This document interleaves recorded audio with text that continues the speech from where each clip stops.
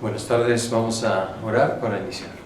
Señor, gracias te damos por otra oportunidad de estudiar tu palabra en el Antiguo Testamento. Guíanos, ilumínanos, ayúdanos a entender y aplicar lo que estamos aprendiendo para que podamos ser mejores servidores tuyos. En Cristo Jesús. Amén. Antes de empezar con Samuel, quiero mencionarles otro libro que alguien me prestó al inicio de este curso, pero no le presté atención al libro porque yo tenía, según las suficientes para considerar.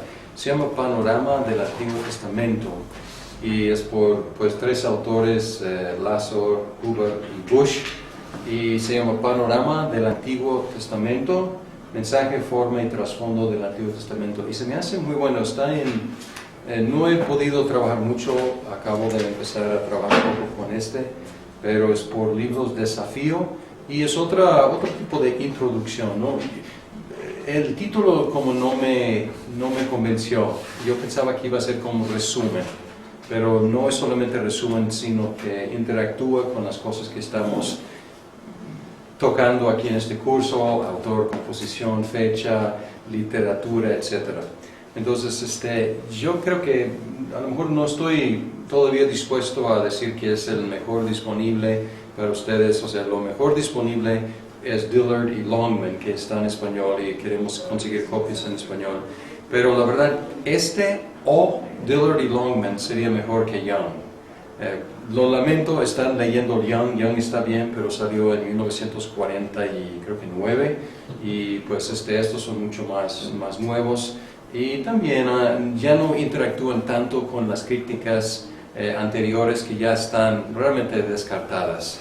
Entonces no toman tanto tiempo para interactuando con esas críticas. Entonces es otro recurso que pertenece a Ben, el otro profesor, pero vamos a ver si conseguimos otras copias. Pero si quieren pues conseguir o Dillard y Longman, pueden cambiar de Young a uno de estos. Entonces sería muy bueno. Pero si no, pues Young está bien. Bien, vamos a hablar de Samuel. Vamos a hablar primero de Samuel en esta hora, pero primero vamos a hablar de Samuel, porque ese libro de Samuel originalmente era un solo libro, o pensamos que era un solo libro. En el texto masorético era un solo libro y luego fue dividido, probablemente porque no cabía en los rollos y pues tenían que dividirlo. Y lo dividieron en un punto pues lógico. Primero de Samuel termina con muerte de Saúl, segundo de Samuel termina con la muerte de David, o casi la muerte de David. Y aquí en la Septuaginta está dividido en dos. Bien, en el Tanakh es el tercero de los profetas anteriores, incluyendo Josué, Jueces, Samuel y Reyes. Bien. Y es un libro de transición, es el libro que cubre el periodo entre el liderazgo carismático de los jueces y la transición en la época de la monarquía dinástica. Su título viene del nombre personal, el nombre del personaje principal, que es Samuel. Y Samuel dejó su huella en el resto de la historia de la monarquía y podríamos decir en el resto de la historia de Israel. Fue una figura gigante en la historia de Israel y en el Antiguo Testamento. Ungió a los primeros dos reyes, Saúl y David, y así fue el hacedor de reyes. Pues así fue el que instituyó, humanamente hablando, esta institución de tanta importancia en el resto de toda la historia. Y podríamos comparar a Samuel con Moisés. O sea, así de grande es Samuel en cuanto a su influencia en la vida de Israel. Bajo su liderazgo se estableció el reino davídico, el cual formó no solamente el reino de Israel políticamente, sino también su vida religiosa y también las esperanzas proféticas.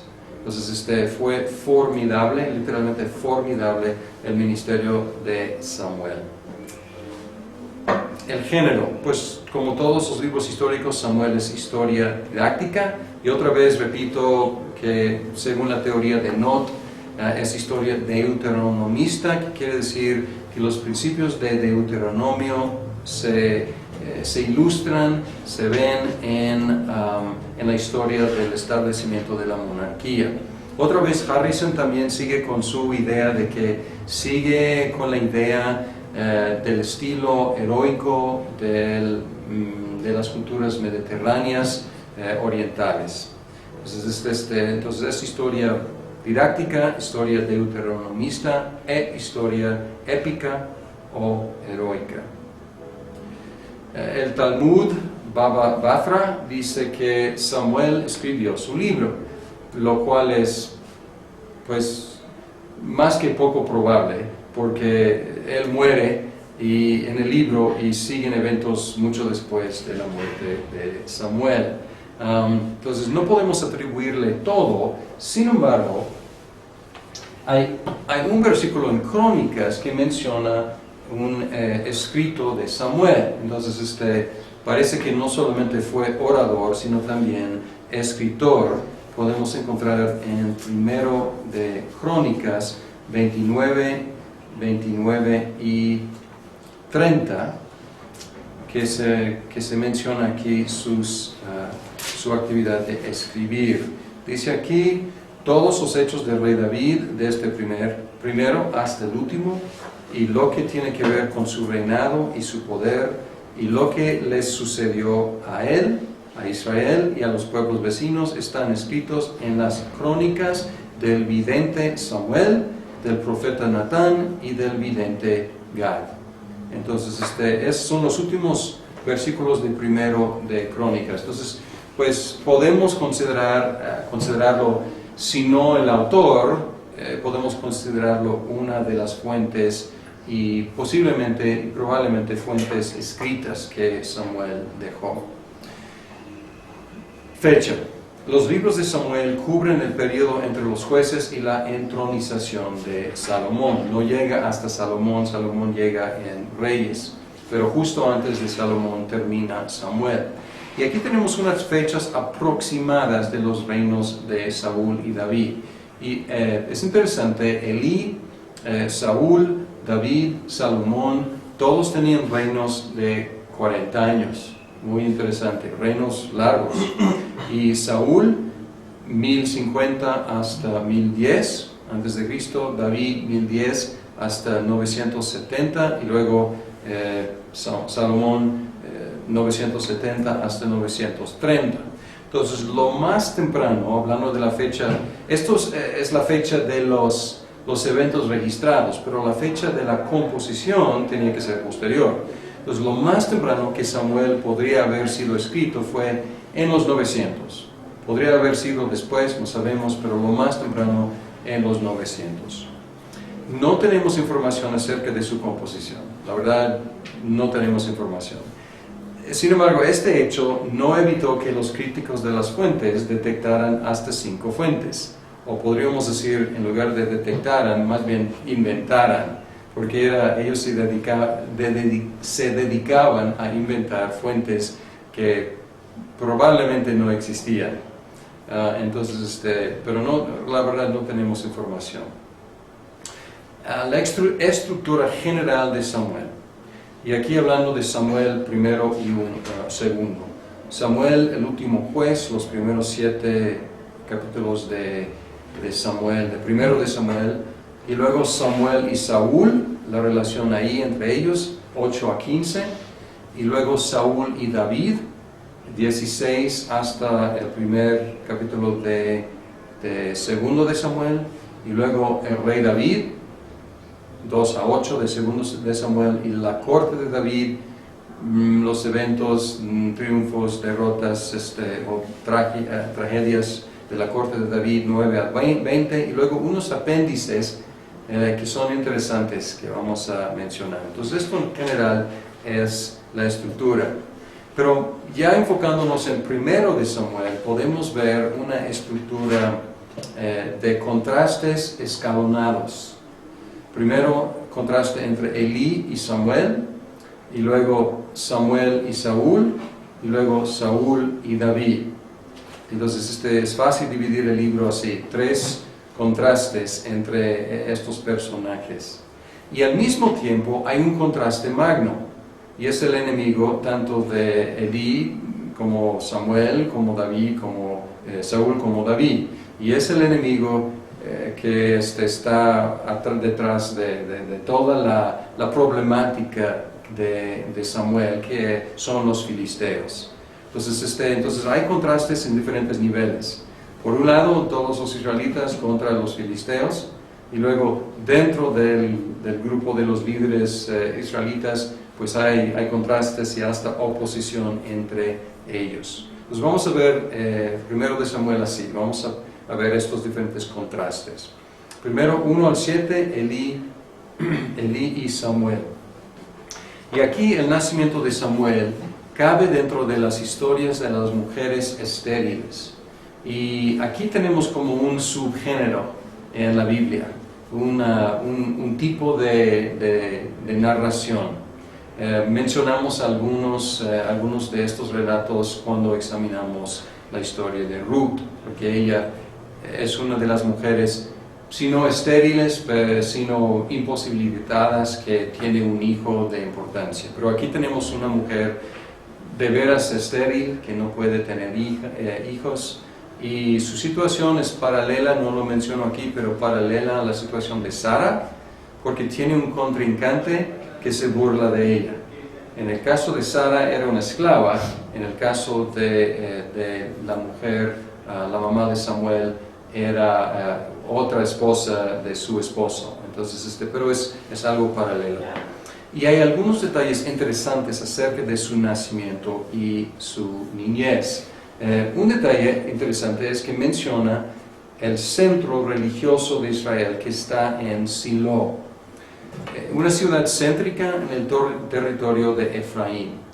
No había sido nombrada como el centro oficial en ningún lado, pero de alguna forma se centralizó la adoración de Dios en Silo, anticipando la centralización posterior, y también algo que fue previsto en Deuteronomio. Es uno de los temas de la historia deuteronomista, la centralización de la alabanza, la adoración. Ahí Elí y sus hijos ministraban como sacerdotes. Entonces que tenemos una familia sacerdotal. Entonces podemos ver como la institucionalización del sacerdocio. Ya no están marchando en el desierto, ya está estableciéndose en una ciudad, en una familia. Y luego tenemos el voto de Ana. Ana prometió, si Dios le diera un hijo, que ella entregaría ese hijo para servir al Señor. Esta es una idea muy antigua, porque en el Éxodo Dios dijo: cada primogénito es mío.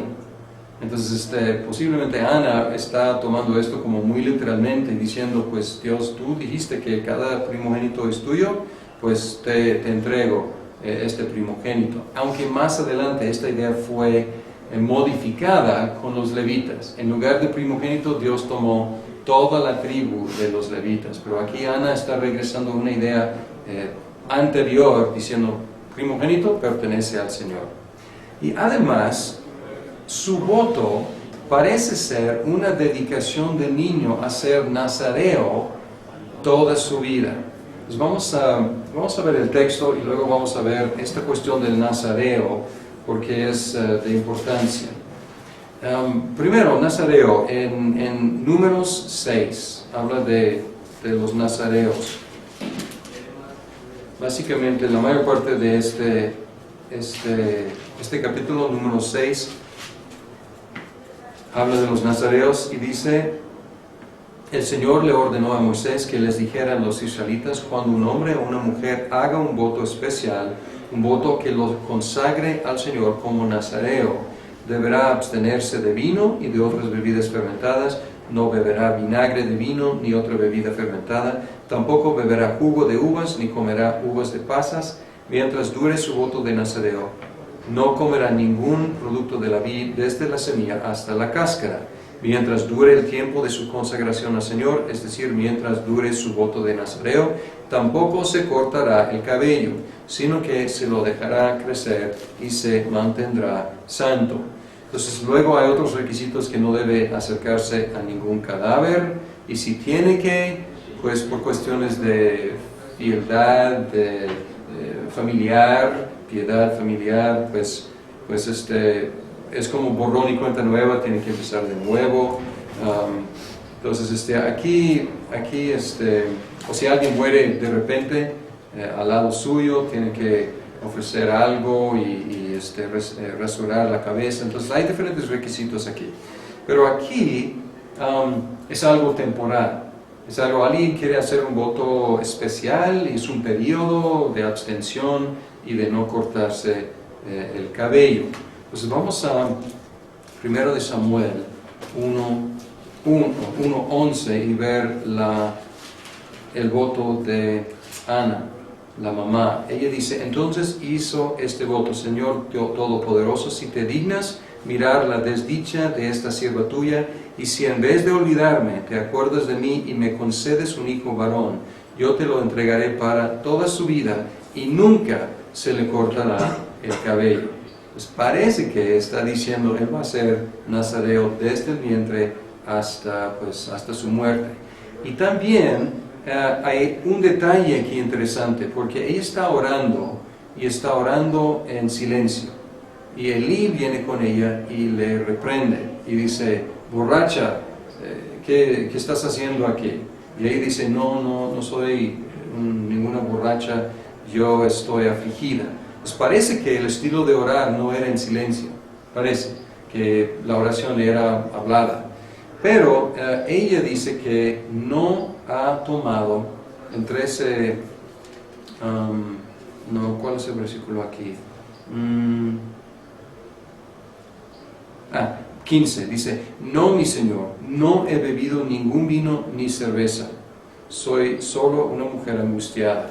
Entonces puede también ser una referencia a esta idea del nazareo, diciendo que si él va a ser nazareo desde el vientre de su madre, la madre tampoco debía tomar cosas alcohólicas, porque esto entra en el bebé.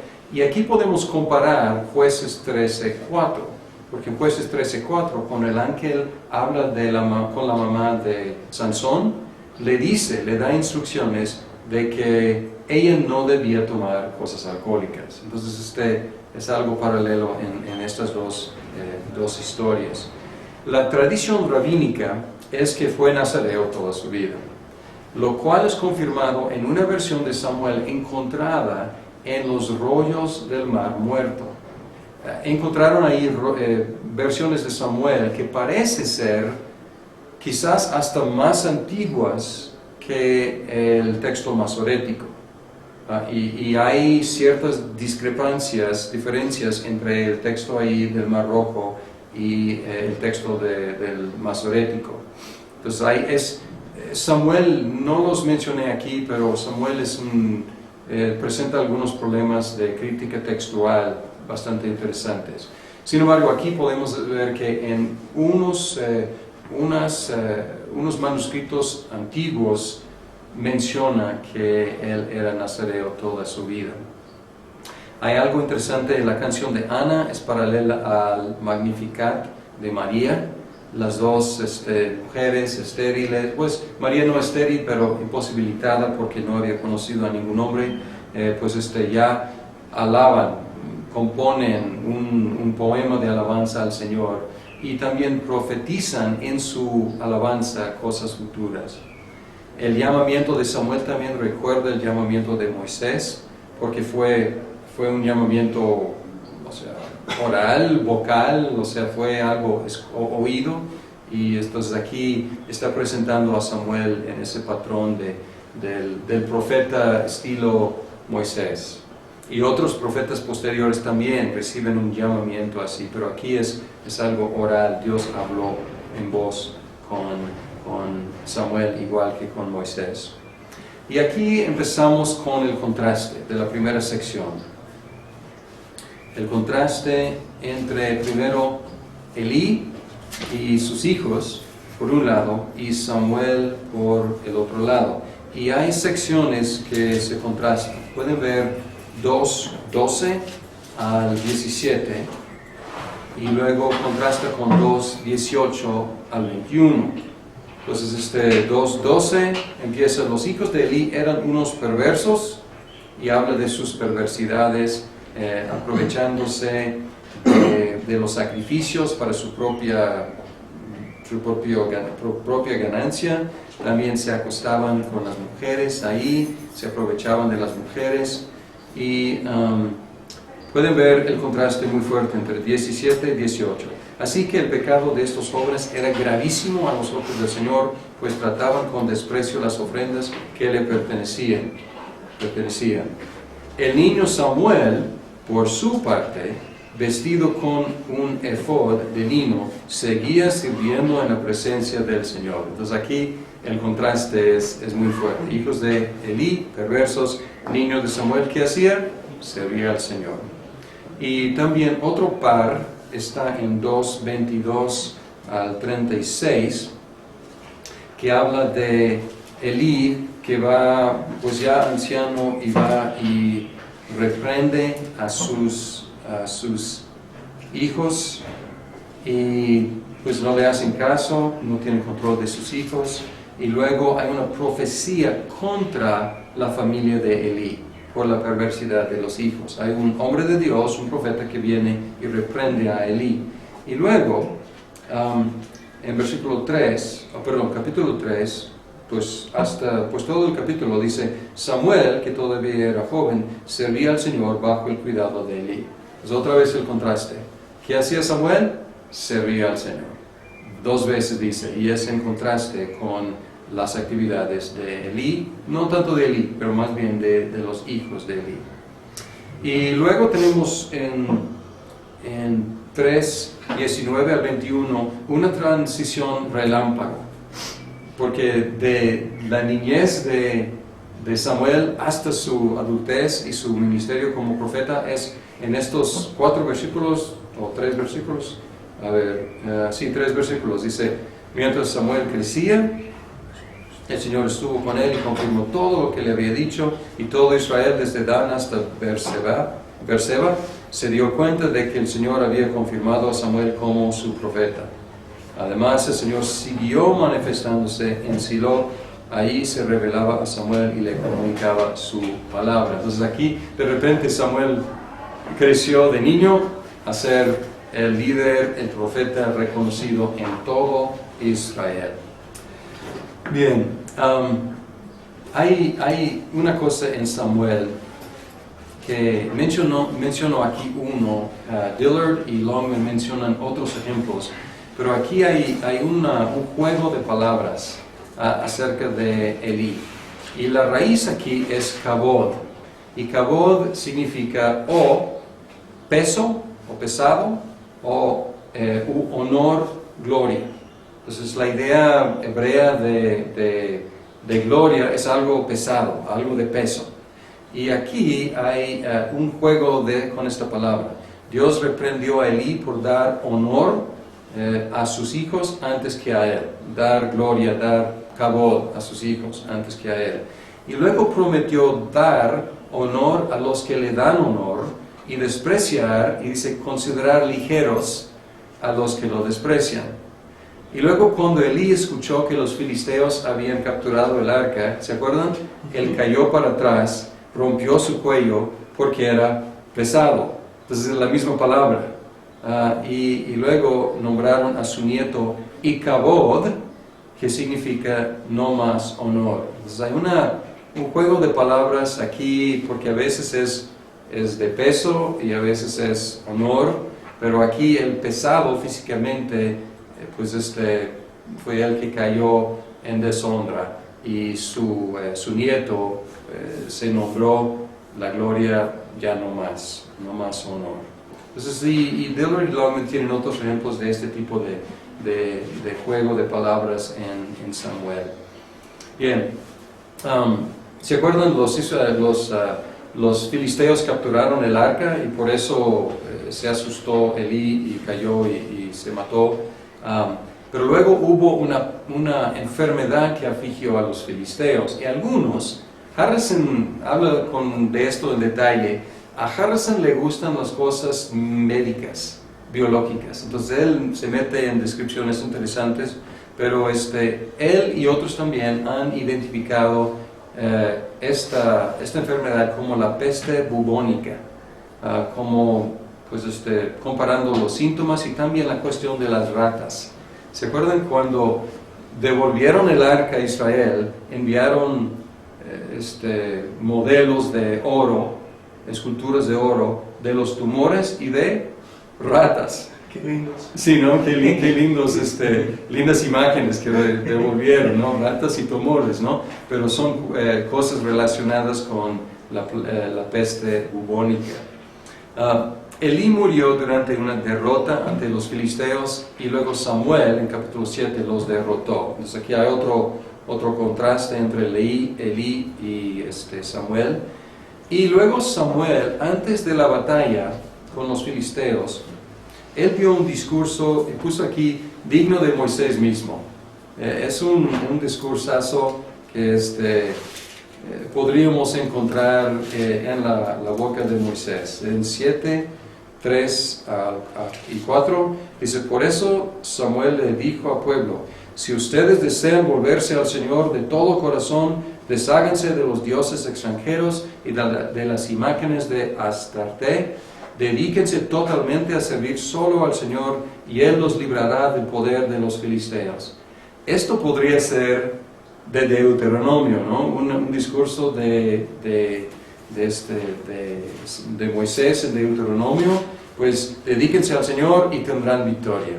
También este concepto se repitió en el discurso de Josué, y aquí otra vez Samuel está repitiendo este tipo de discurso. El texto identifica a Elí y a Samuel como los que juzgaron a Israel. Entonces podemos decir que estos fueron los últimos jueces de Israel, aunque también identifica a los hijos de Samuel como los que juzgaban Israel. Entonces los últimos jueces, los hijos de Samuel. Pero encontramos que pues ellos pues no eran de cabot, no eran pesados como en buen sentido como Samuel era, cosa que va a iniciar la segunda sección. Pero quiero hablar un poco más del contraste entre Elí y Samuel. En parte es un contraste entre el sacerdocio establecido y corrupto y el profetismo carismático.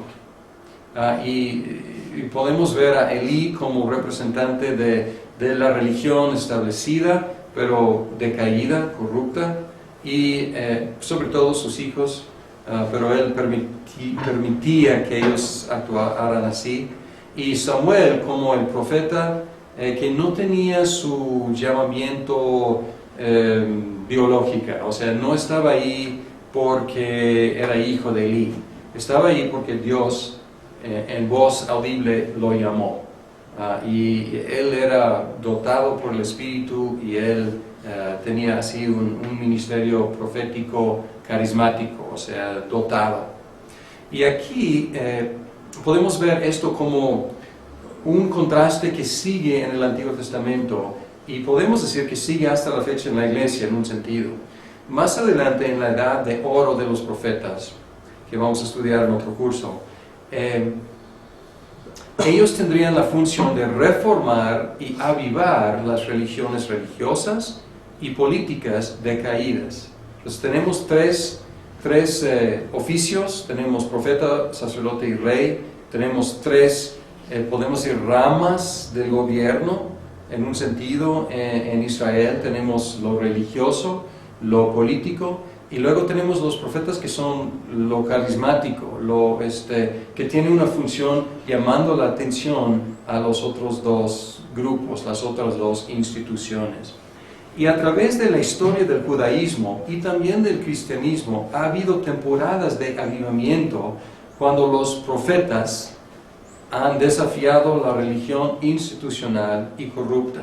Entonces esto es interesante. A través de la historia después del Antiguo Testamento, después del Nuevo Testamento, sigue este plan, que a veces Dios levanta a alguien inesperado quizás también no llamado oficialmente por la institución o la iglesia institucional establecida, pero Dios lo utiliza para reformar, para avivar la institución. El lema, podríamos decir, de los que promueven el avivamiento es algo que Samuel le dijo a Saúl. Dijo, el obedecer vale más que el sacrificio. Y podemos tomar la religión como estancada, oficial, corrupta. Solamente se preocupa por qué, pues llevar a cabo los ritos, hacer los sacrificios, y si hacemos lo externo, todo está bien. Pero el profeta se levanta y dice ¿qué busca Dios? Obediencia. Dios busca el corazón, no solamente el cumplimiento externo. Y podemos escuchar algo de esto en los sermones de Jesucristo, ¿no? También con los fariseos, o con los saduceos, o con los que estaban solamente enfocándose en lo externo. Y aquí Cristo habla del corazón, que el hombre se contamina desde adentro, no por no lavarse las manos correctamente. Entonces este es un tema interesante que es a través del Antiguo y hasta parte también del Nuevo Testamento. Podemos verlo hasta en Apocalipsis, que Jesús viene con algunas iglesias que estaban como estancadas y frías, y trata de avivar y reformar esas iglesias que tenían sus cosas externas, pero por dentro estaban muertos. Entonces es un tema, podemos decir, magno a través de la historia. Y aquí lo encontramos en Elí y Samuel.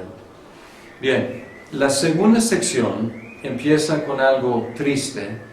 Y aquí empezamos con la única mancha en la reputación de Samuel. Fue la misma que destruyó a Elí. Y fue que sus hijos no siguieron en sus caminos. Y este hecho de que sus hijos no siguieron en sus caminos, y era algo notorio en Israel, esto fue la causa inmediata por la petición por tener un rey. Entonces el pueblo, es muy obvio, o sea, le dicen a Samuel, como tus hijos, tú eres viejo y tus hijos no andan en tus caminos, danos un rey. Pues aquí es algo trágico aquí, porque Samuel es la única mancha en toda su reputación, pero es una falla que causó cosas mayores, que causó una petición mal encaminada por un rey. Y a través de esta sección hay una ambivalencia entre lo bueno y lo malo de tener un rey. ¿Es bueno o es malo? ¿Es positivo o negativo? ¿Es provechoso o es peligroso tener un rey? Y la respuesta de Samuel, y podríamos decir hasta la respuesta del resto del Antiguo Testamento, es sí, es bueno y es malo, es positivo y es negativo, es provechoso y es muy peligroso. Y por un lado, Deuteronomio anticipó el día cuando Israel tendría un rey. Entonces esto no es una sorpresa, no es una novedad, no es una invención de Samuel, ni una petición necesariamente equivocada del pueblo. Por el otro lado, la petición del pueblo fue un rechazo de Dios como rey. Entonces vemos estos dos elementos. Deuteronomio dijo, cuando tengan su rey, cuando ustedes estén en la tierra, cuando ustedes digan, queremos un rey como todas las naciones. Y luego, cuando lo dicen, Dios dice, Samuel, no están rechazándote a ti, me están rechazando a mí. Los críticos de las fuentes detectaban aquí dos diferentes fuentes operando en oposición. Entonces, los críticos de las fuentes tenían, esto es una pequeña digresión, pero en general los críticos de las fuentes cometían un error, pues varios, pero uno, inventar fuentes, pues que no hay evidencia externa que hayan existido, pero también están diciendo, aquí tenemos dos fuentes y están en oposición. Y aquí se contradicen entre sí. Pero, y un redactor, un autor posterior, unió estas dos fuentes contradictorias.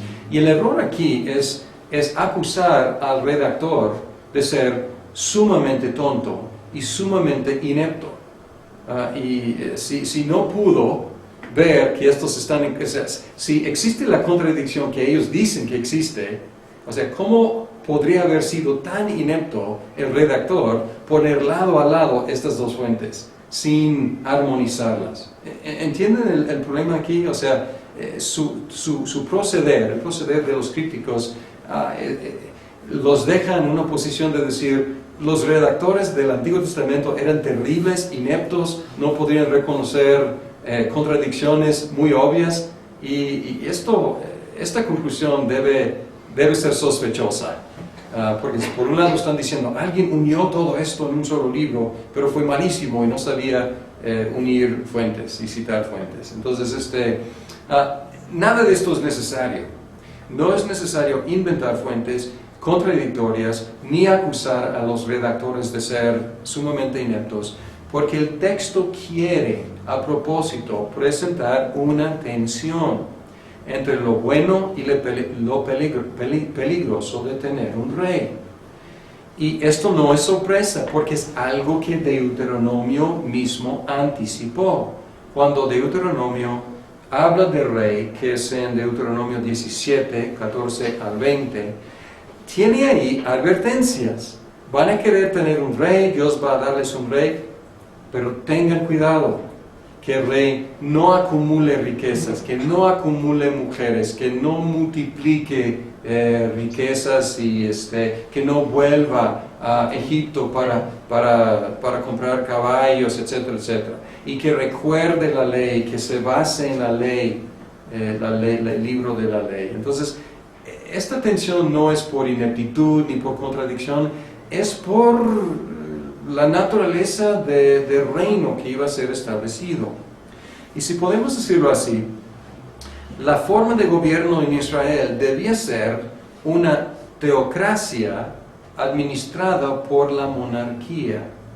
Y podemos ver aquí inmediatamente que podría haber una tensión, porque si la monarquía quiere ser monarquía absoluta, como los reyes orientales, medio orientales, eran reyes absolutos, monarcas absolutos, y si la monarquía de Israel quería presumir ser una monarquía absoluta, ya está anulando la teocracia.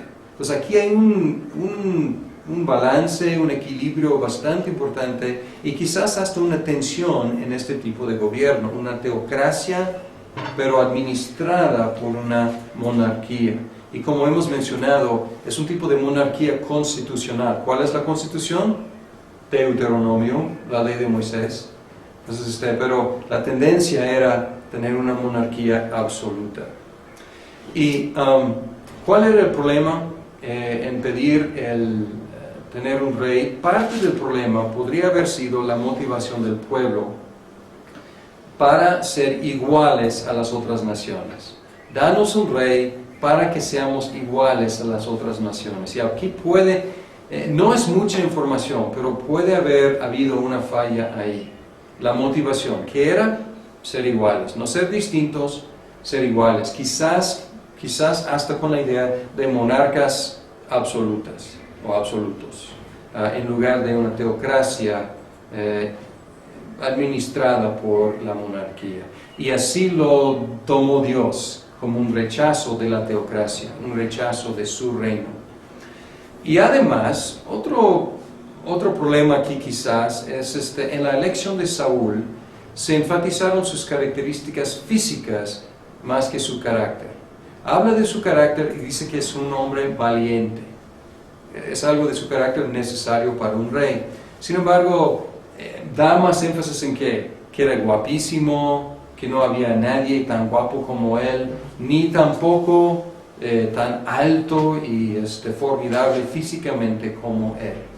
Que bueno, es excelente para un rey ser así, pero vamos a ver un contraste posterior con David y otro énfasis en su vida. Saúl empezó su reino bien, humilde. Algunos lo insultaron, no querían reconocerlo, no querían darle regalos y lo pasó por alto, no lo tomó a pecho, ni personal. No exaltándose, sino trabajando con sus manos. Él regresó al campo, trabajando con sus manos. Y en su primera salida militar, el excelente liderazgo y venció a los amonitas. Entonces, excelente. Capítulos 10 y 11, todo marcha bien, ya tenemos lo que necesitamos, un rey para estar enfrente en las batallas. Pero muy pronto Saúl empezó a deshacerse por defectos de carácter. Y estos empiezan a ser más y más obvios. Asumiendo la prerrogativa de los sacerdotes, estabas esperando a Samuel y Samuel no llegaba. Entonces Saúl tomó el sacrificio y lo ofreció. Era prerrogativa no de los reyes, sino de los sacerdotes. Luego llega Samuel y él dice, hiciste mal, y por lo tanto ya no vas a ser dinastía. No perdió Saúl su reino, pero su familia perdió en ese momento por esa impetuosidad, esta quizás arrogancia o falta de juicio de Saúl, perdió la dinastía. Su dinastía no iba a tener dinastía, sus hijos no iban a seguir como reyes. Y luego, algo raro, pero hizo un orden contraproducente. Estaban en medio de una batalla contra los filisteos y él dice que nadie coma nada el resto del día. O sea, qué mala idea, los soldados ahí esforzándose y no pudiendo comer nada. Y luego casi mata a su hijo, porque su hijo, no sabiendo de la prohibición, Jonatán, que había ganado la victoria, él había comido miel y le dio fuerza la miel. Y luego el último error, no el último, pero uno de los más definitivos que le costó no solamente a la dinastía, sino su reino, fue él no completó el Jerem contra los amalecitas. Habíamos observado que en la Guerra Santa, uno de los principios era que guerra perpetua contra los amalecitas. Y luego las instrucciones aquí explícitas eran exterminar todos los amalecitas, todos sus animales, no perdonar absolutamente nada. Y ustedes conocen la historia, perdonó al rey y también perdonó a muchos de los animales. Samuel llega, dice, ¿qué es eso? Y dice, pues los animales que escucho. No, pues yo he cumplido, pierde la letra. ¿De veras? No. Entonces ahí le dice, obedecer vale más que el sacrificio, porque Saúl dice, no, pues yo voy a ofrecer estos como en sacrificio al Señor después, pero no fue el orden. El orden fue matarlos inmediatamente. Y aquí podemos ver en esta sección la cooperación entre Samuel y Saúl se convirtió en oposición. Entonces Samuel, que lo ungió al principio, lo apoyó, luego al final hay oposición y Samuel termina muy triste por lo que había pasado en la vida de Saúl. Saúl es una figura, un personaje trágico, la verdad, su vida, con mucha promesa, pero pronto se deshizo. Y luego en la tercera sección, el contraste es entre Saúl y David, de 16 a 31. Y en la selección de David había énfasis no solo en apariencia física, porque era el más bajito, el más joven de todos sus hermanos, pero de buen aspecto físico, lo menciona, pero también enfatiza su corazón, que era de corazón noble. Y aquí hay un contraste, el énfasis está aquí en el corazón. Inmediatamente también hubo un contraste entre el espíritu que estuvo sobre David, pero partió de Saúl. Y aquí podemos ver un tipo de parteaguas en el primero de Samuel 16, 13 y 14, donde dice: Samuel tomó el cuerno de aceite y ungió al joven en presencia de sus hermanos. Entonces el Espíritu del Señor vino con poder sobre David, y desde ese día estuvo con él. Luego Samuel regresó a Ramá.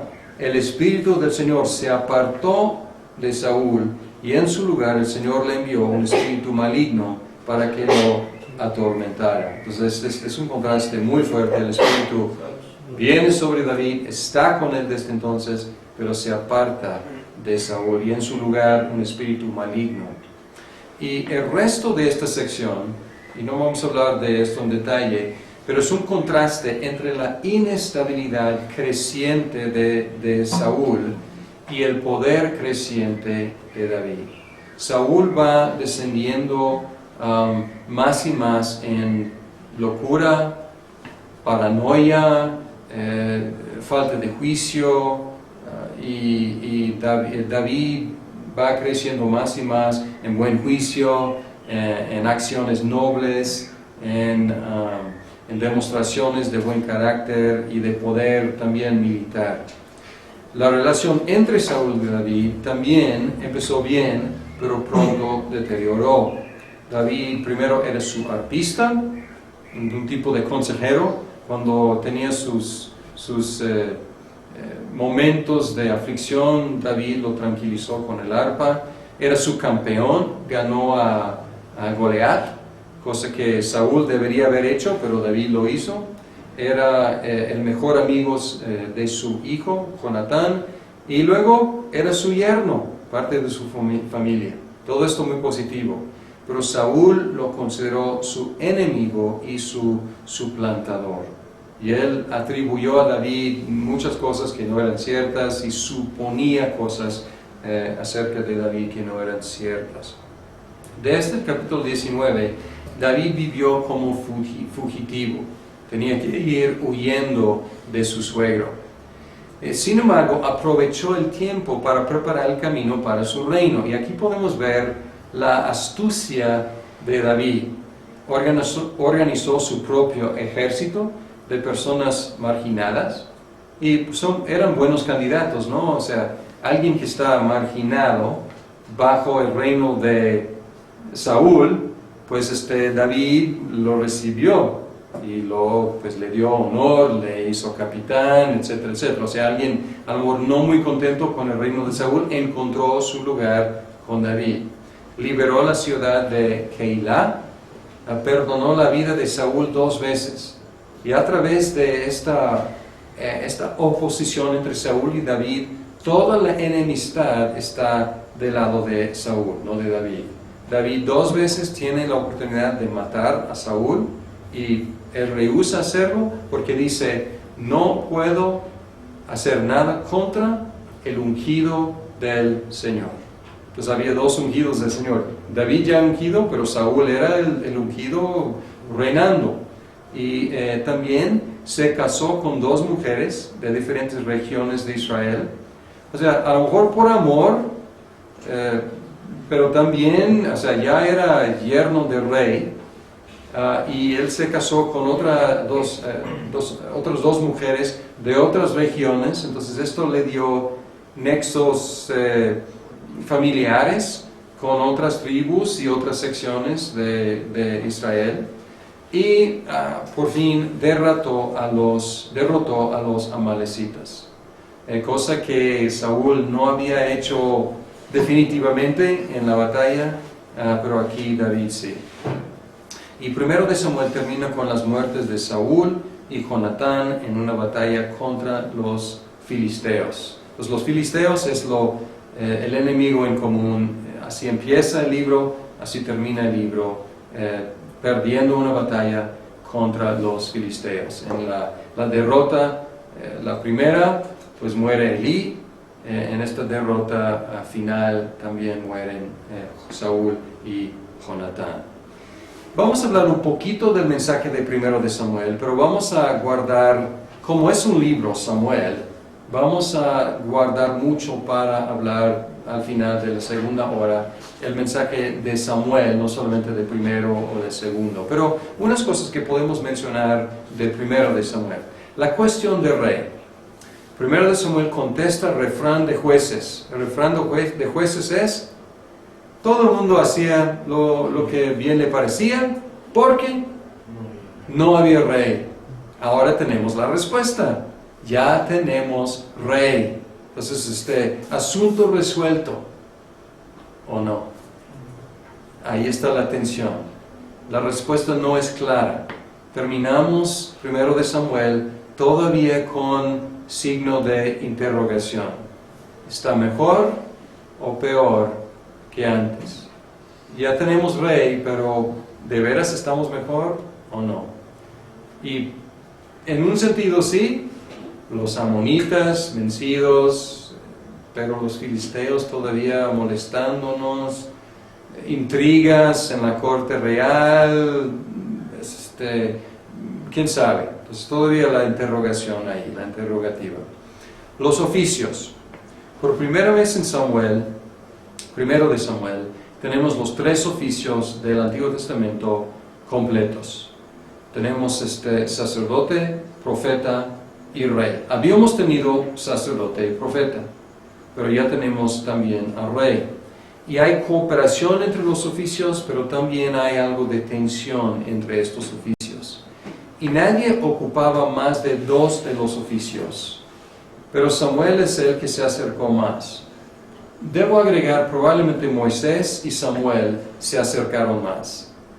Aunque Moisés no era, más bien su hermano era el sacerdote, pero él tenía algunas funciones sacerdotales. Pero Samuel era, podríamos decir oficialmente, sacerdote, profeta y juez, que era proto-rey.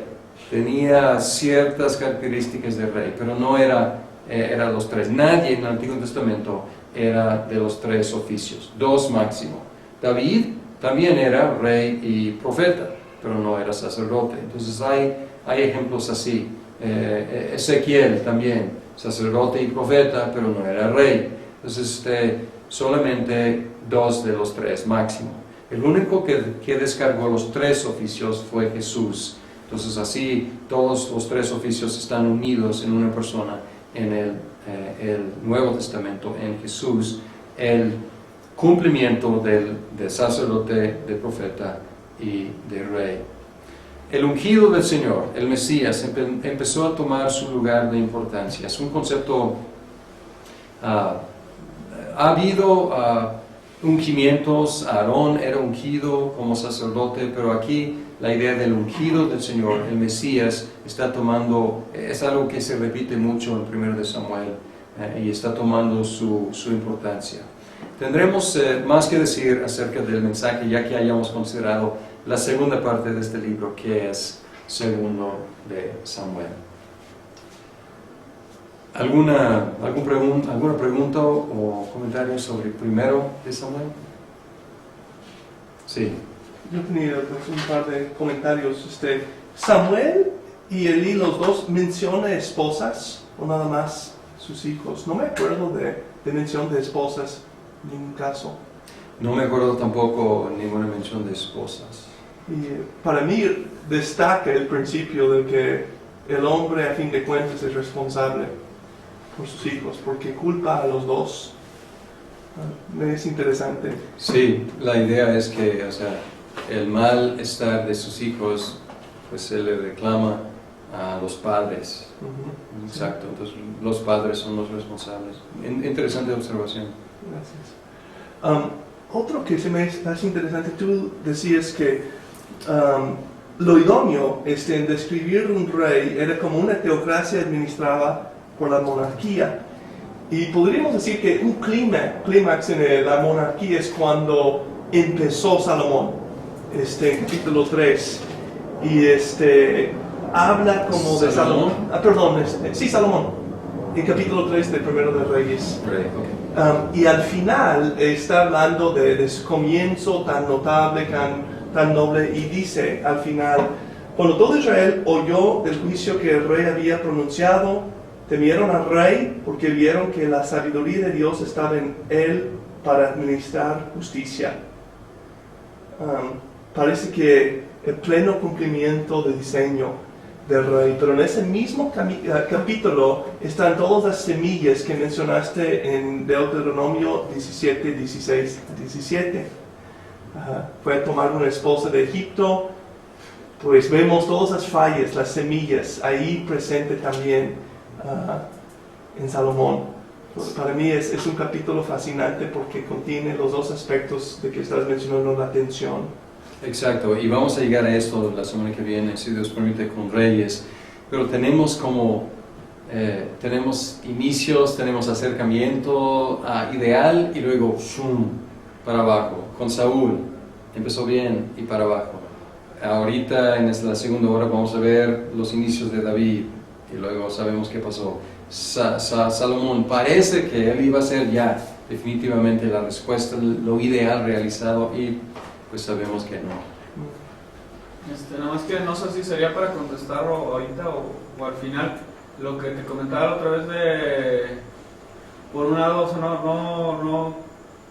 no me queda claro por qué Saúl fue escogido siendo que no era de la tribu de Judá. Y yo entiendo que en Génesis Dios de alguna manera había profetizado que los reyes eran de la línea de Judá, no de la línea de la familia de Saúl. Y, o sea, ¿cómo es que Saúl, siendo ungido de Dios, por un lado yo veo como, por ejemplo, para mí, bueno, yo veo que David cumple muchos tipos de Cristo como rey, o sea, en que fue perseguido, en que se le juntaron los oprimidos y muchas cosas así.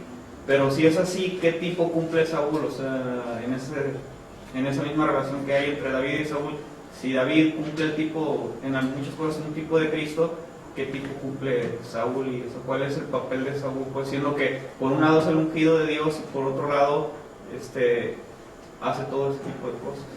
Al final vamos a hablar de continuidad y descontinuidad o discontinuidad, y en todos los tipos hay continuidad entre el tipo y el antitipo, que es Cristo, y también hay continuidad y hay discontinuidad. Podemos decir como respuesta general, entre Saúl y Cristo podríamos decir que hay más discontinuidad que continuidad. Hay algo de continuidad, es ungido, es rey, victorioso en algunas batallas, entonces esto es continuidad, pero hay mucha discontinuidad también. Entonces podríamos encontrar a lo mejor cómo predicar a Cristo por medio de la vida de Saúl sería por la vía negativa. O sea, él demuestra lo mismo que Jueces demuestra, la necesidad no solamente de un rey, sino de un rey perfecto, un rey benigno, un rey sabio, un rey estable, etc.